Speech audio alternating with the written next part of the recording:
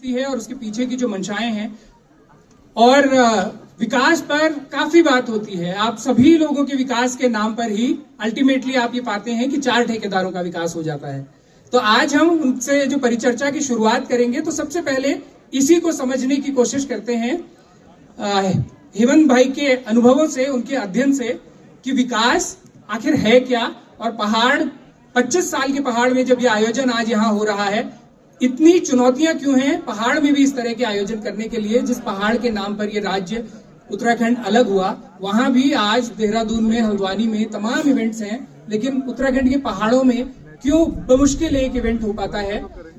हेमंत भाई, बहुत बहुत शुक्रिया, पहले तो अपना वक्त निकालने के लिए, सारी पहुंचने के लिए बहुत बहुत शुक्रिया आपका। सबसे पहला सवाल मेरा आपसे यही कि जिस विकास की बात होती है कि विकास क्या हो, उसके नाम पर तमाम पॉलिसीज बनती हैं, और जितने भी प्रोजेक्ट्स आते हैं, जिन प्रोजेक्ट्स का आप लोग बाद में एक्सपर्ट कमिटीज में या तमाम डिस्क्लेमर्स लगाते हैं कि वो खतरनाक हो सकते हैं, लेकिन वो सारे प्रोजेक्ट्स विकास के नाम पर किए जाते हैं।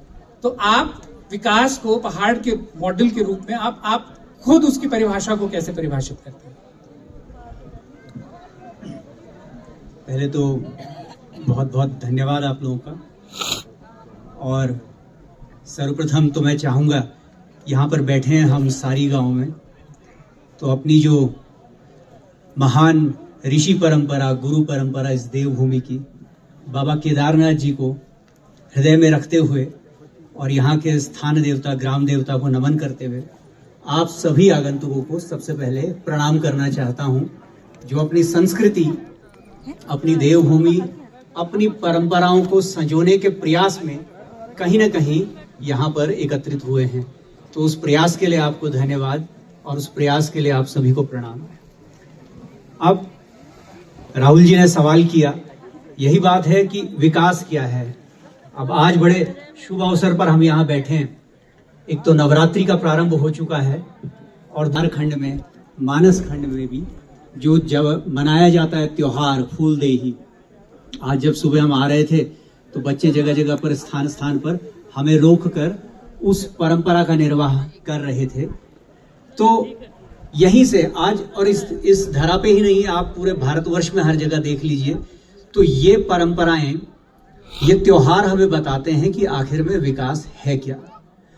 वो विकास नहीं जो आज हमारी आंखों पर चश्मा चढ़ा है, जो आज हम सोच लेते हैं।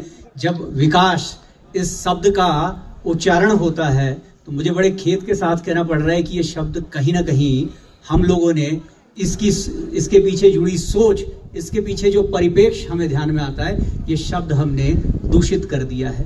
विकास आता है तो आपके सामने चमचमाती हुई सड़कें आती हैं, चमचमाते हुए बड़े मॉल्स, मल्टीप्लेक्स, बड़ा बड़ा उद्योग और बड़ी खरीदारी, और हर तरीके से भोग उपभोग की चकाचौंध जो है वो आपके सामने आ जाती है। विकास जब शब्द आता है तो आपको लगने लगता है कि मैं गांव में हूँ, ग्रामीण हूँ, तो पिछड़ा हूँ, और जब मैं देहरादून वाला हो जाऊं या शहरी हो जाऊं तब मैं विकसित होऊंगा। विकास जब ये शब्द आपके सामने लिया जाता है, तो तब आप ये पूछते हैं कि अरे भाई, गांव में क्या आपने कोई जमीन देहरादून में नहीं ली, कब बस रहे हैं, क्या आप बाहर नहीं रहे। विकास जब शब्द आपके उसमें आता है तो ये सोचते हैं कि जिनकी बड़ी बड़ी गाड़ियां हैं, जो नीचे रह रहे हैं, जिनका बड़ा बैंक बैलेंस है, वही विकसित हैं। तो कहीं ना कहीं इस बड़े सुंदर शब्द को हमने इसके पीछे जुड़ी हुई, मैं जो कह रहा हूं, पाश्चात्य सोच, विदेशी सोच, उससे दूषित कर दिया। तो आज आपके साथ यहां एक बार फिर मैं चाहूंगा कि इस शब्द को फिलहाल के लिए मैं तिलांजलि दे दूं। विकास नहीं, मैं यहां शब्द इस्तेमाल करूंगा समृद्धि।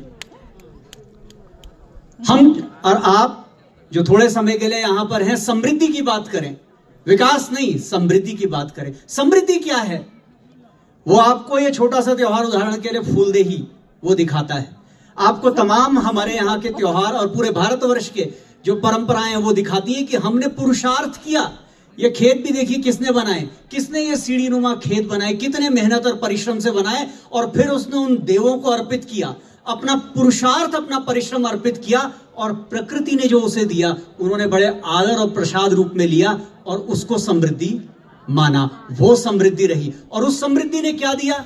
उस समृद्धि ने हमारी चेतना में, हमारे आने वाली पीढ़ियों की चेतना में उन संस्कारों को संजोया, उन उस प्रेम को संजोया, उस मातृभाव, पितृभाव, उन देव भावों को संजोया और उसके साथ उस प्रकृति को जोड़ा और हमारी चेतना को इतना विशाल किया कि उस समृद्धि के साथ हमने क्या मांगा, उस धन्यता के साथ हमने क्या मांगा, हमारी वो चेतना, हमारी वो आत्मा बढ़ती गई उस देवत्व की ओर, उस ईश्वरत्व की ओर।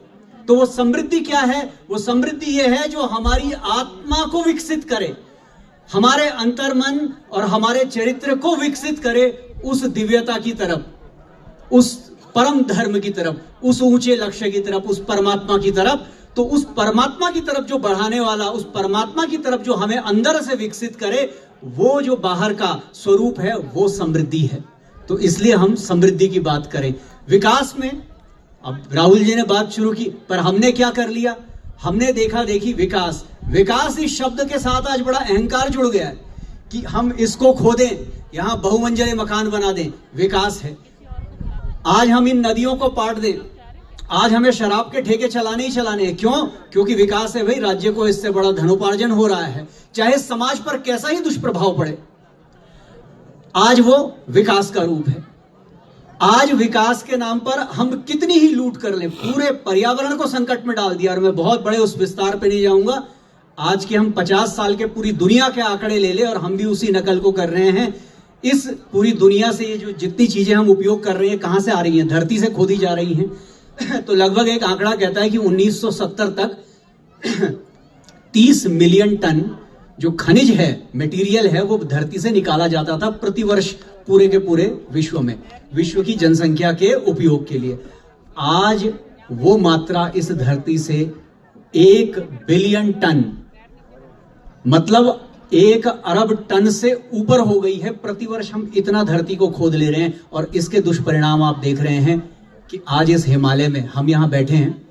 इस कार्यक्रम को, आपके हमारे इस प्रयास को, उस दिन प्रकृति ने अपना सानिध्य भी दिया, कुछ बर्फबारी भी हमें इर्द गिर्द दिख रही है, कुछ बारिश हो गई। लेकिन इस पूरी सर्दियों में 26-27 जनवरी बस 2 दिन हल्की बारिश हुई और न पूरी सर्दियां सूखी गई जहां बारिश और बर्फबारी होनी थी, अपितु पूरे के पूरे जंगलों में आग लगी रही और हम लोगों ने ही लगाई। वो पूरे जंगल जलते रहे, वो जलते हुए वो पूरे के पूरा जो कार्बन है वो ग्लेशियरों पर बैठता रहा। और अब वैज्ञानिक कह रहे हैं, अध्ययन कह रहे हैं कि ये आपदाएं ग्लेशियर टूटने की, एवलांच आने की, ये बढ़ती जाएंगी। तो ये किसने खड़ा कर दिया मानवता के सामने संकट? केवल और केवल इस भोगवादी विकास ने, कि जिसको हमने विकास समझा कि हम कैसे कैसे इस प्रकृति को नोच खरोट के हम अपनी भौतिक विकास और भौतिक जो ये चकाचौंध है इसको बढ़ाने की होड़ जो है इसमें हम लगे रहे।